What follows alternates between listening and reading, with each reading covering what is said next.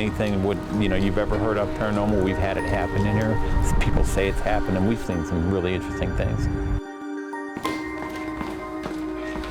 This is fun, but you've got to be careful, and you can't take it lightly. We've had people get scratched and things thrown at them and that kind of thing in this house. You got to be very respectful because bad things can happen. Recording Hickox House. Today is October 18th. Yes. It's around 7:45. We're going upstairs to the parlor. I was walking around here one day by myself, had a group coming in. I'm upstairs, and I said, I'm leaving, I'm going downstairs. Do you want to say anything? And a voice clearly says, I'll stay up here.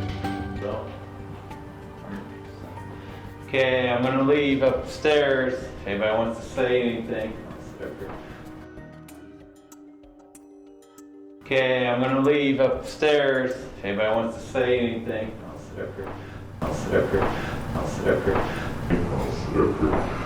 I'm Dave Roberts, and I'm with the group Capital Area Paranormal Society. We started it about 3 years ago. We just were doing some ghost tours, and we went on some big group tours, and we thought, this is okay, but let's just start our own group, rent places out, go investigate, try to get some evidence, recordings, pictures, and see what it's really all about. We are at the Virgil Hickox House, and we do investigations, and we let people in to do tours. Our goal is to just do one investigation at a time. We just try to get out there and see what's out there in the paranormal world. I don't know what you guys know about the house, and as we go through, I can tell you some of the hauntings. There's so many things we've had happen. The Virgil Hickox here is really one of the oldest houses, if not the oldest house, right here in downtown Springfield. It's got a tremendous history. Well, Virgil Hickox built in 1839. He's very influential.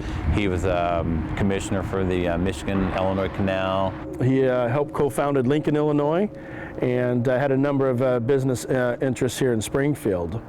But what he's most well known for is he was Stephen Douglas's campaign manager in 1858 against Abraham Lincoln. Well, he lived here actually from 1839 to 1880 himself. He had 10 children, 4 died young. Whether they died in the house, we're not sure, but there's a good likelihood. It was a men's club, Sangamo Club, from 1890 to 1911. It was a Branton Funeral Parlor, 1915 to 1926, right during the flu epidemic. And it was a speakeasy for a while, and it's been a bar, Normandy's, for a long time. So there's a lot of different things that have been in here. It's got a tremendous history.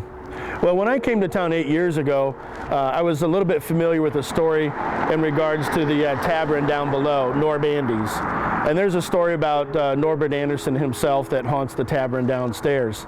So knowing those stories, and I thought, well, the house upstairs is vacant, and as old as this house is, there's got to be something going on here. And so we did get permission from the owner at the time to start doing some paranormal investigations upstairs. And, right away we were getting some very strange readings. Ghosts, or we like to call them spirits, that they're simply energy. Even scientists will tell you we're all energy, and energy doesn't die. All these pictures have been taken over the past, say 2 or 3 years. This particular picture was taken by the painter last year. He was doing the foyer. He went outside in the doorway, snapped some pictures, and when he got home, he was shocked to see it looked like there was a male figure standing at the top of the staircase. We believe we have this same figure, perhaps in a couple other pictures too. This picture here was taken in the library. I was down here by myself. We had an incident earlier in the evening. I came down and snapped a few pictures, and it looks like there was a head and shoulders, some kind of male. This one is of the favorite spirit, Alice. Very first night in here, I was down here setting some video equipment. I got a little creeped out, so I decided to go upstairs. I turned around, snapped a couple pictures, and amazingly, we found this figure down at the bottom of the staircase, and I thought there was a mannequin or something here. And when we went through all the photos, there was nothing there that should have been there, so we think it possibly is Alice, the little 10-year-old. Realizing there's something going on here, we're looking to develop the story even more. So we started bringing in other equipment such as voice recorders. And what we're looking for there is to record what we call electric voice phenomena, EVP. You can't hear them audibly return to you when you ask the question, but when you play the tape back, you've got a response. Not always, but many times we would have a response to our questions.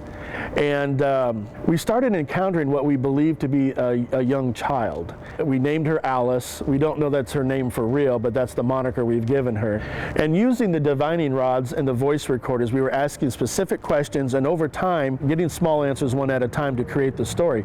And we learned that she was killed in a flu epidemic in the early 1900s here. And she seems to have lost her mother. And so one of the more popular EVP recordings that we get in the house is a child calling out for mother or mommy. Now, there's 10. Are there 10 spirits in the house? No, there's 10. Are there 10 spirits in the house? Are there 10 spirits in the house? We don't fake anything, and that's the great thing about touring through this Hickox house. We don't fake anything. We don't have to. And the great thing about skeptics is this is a place that has turned believers out of non-believers time and time again. Somebody said hello to me up here one time.